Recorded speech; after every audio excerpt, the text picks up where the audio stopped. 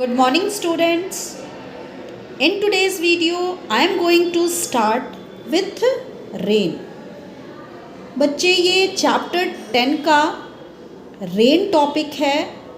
Before this topic we have already learned about condensation and evaporation. So let's start. As the sun heats up Earth's oceans and rivers, water turns into an invisible gas called water vapour. बच्चे सन जैसे ही अर्थ की ocean and river को heat करता है, water evaporate हो जाती है and evaporate होके इनविजिबल गैस बनाती है एंड उस इनविजिबल गैस को वाटर वेपर कहते हैं. ओके, इसी कॉन्सेप्ट को हम डायग्राम से समझते हैं. आप देखो, मैंने यहाँ एक ओशन की सरफेस बनाई है. ओके, ओशन की एक सरफेस बनाई है एंड यहाँ आप देख सकते हो सन है. ओके, तो ये सन क्या करता है, ये अर्थ की ओशन को हीटअप कर देता है. ये ओशन की ये सरफेस क्या हो जाती है, गर्म हो जाती है एंड गर्म होकर यहाँ के जो वाटर हैं, वाटर के पार्टिकल्स हैं, वो वाटर वेपर में कन्वर्ट हो जाते हैं. ठीक है, क्या कहा मैंने, ये जो सरफेस के वाटर होते हैं ये सन की हीट को एब्सॉर्ब करके वो क्या हो जाते हैं, वाटर वेपर में कन्वर्ट हो जाते हैं एंड इसी प्रोसेस को तो हम इवापोरेशन कहते हैं. क्लियर.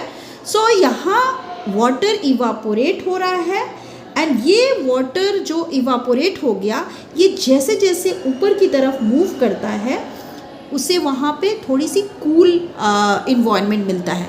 वो धीरे धीरे वाटर वेपर ठंडी होती जाती है और ठंडी होगी तो क्या होगा, कंडेंस हो जाएगा एंड कंडेंस्ड होकर के वो क्या बनाएंगे, वाटर ड्रॉपलेट्स बनाएंगे.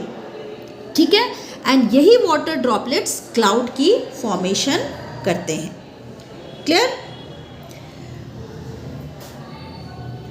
तो फर्स्ट 3 लाइन का मीनिंग आपको क्लियर हो गया होगा. सन ने क्या किया, सन की हीट ने अर्थ की ओशन या रिवर के सरफेस को हीट किया, उसको वाटर वेपर में कन्वर्ट किया.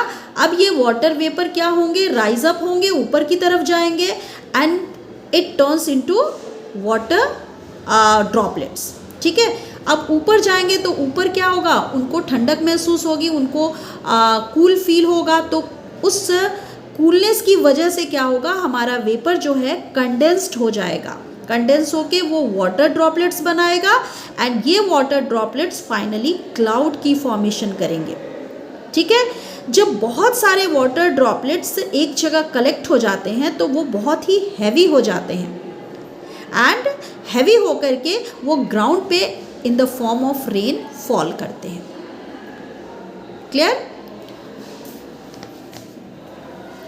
In this way, the same water evaporate and turns into rain again and again. अब जो वाटर मेरा कंडेंस हो गया, यहाँ पे इवापोरेट हुआ, ऊपर गया, ठंडा हो गया, कंडेंस हो गया.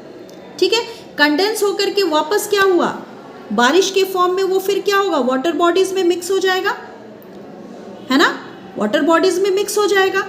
अब क्या होगा, अगेन ये सन की हीट क्या करेगी, उसको फिर से इवापोरेट करेगी, उसको वाटर वेपर में कन्वर्ट करेगी एंड वाटर वेपर फिर से क्या होगा, कंडेंस्ड होगा, है ना, कंडेंस होके फिर से रेन की फॉर्मेशन होगी. तो ये प्रोसेस जो है ना अगेन एंड अगेन बार बार होती रहेगी. तो ये जो साइकिल बन रही है, साइकिल मीन्स यहाँ से वाटर पहले इवापोरेट होकर के वाटर ड्रॉपलेट्स के फॉर्म में कन्वर्ट होकर क्लाउड बन रही है, फिर वापस वो क्लाउड से वाटर बॉडीज में मिल रही है, फिर से ये वाटर इवापोरेट होकर के एटमॉस्फेयर में जा रहा है एंड वहाँ ठंडा होकर के फिर क्या हो रहा है, नीचे की तरफ आ रहा है. तो आप देखो ये एक साइकिल बन रही है. किसकी साइकिल बन रही है, वाटर की साइकिल बन रही है. ठीक है, तो इसी साइकिल को, वाटर की इसी साइकिल को हम वाटर साइकिल कहते हैं. क्लियर है. नाउ एक इंस्ट्रूमेंट होता है जिससे हम कितनी रेन हो रही है उसको हम मेज़र कर सकते हैं and name of that instrument is rain gauge. ठीक है, आप ये MCQs के लिए आप इसको लर्न कर सकते हो. रेन गॉज एक ऐसा इंस्ट्रूमेंट है जिससे हम अमाउंट ऑफ रेन को मेज़र कर सकते हैं. Clear? Next is dew. Dew is the moisture formed due to condensed water vapour. Dew क्या है? एक मॉइस्चर है. एंड ये मॉइस्चर कैसे बनता है? ये मॉइस्चर बनता है वाटर वेपर के कंडेंस्ड होने की वजह से.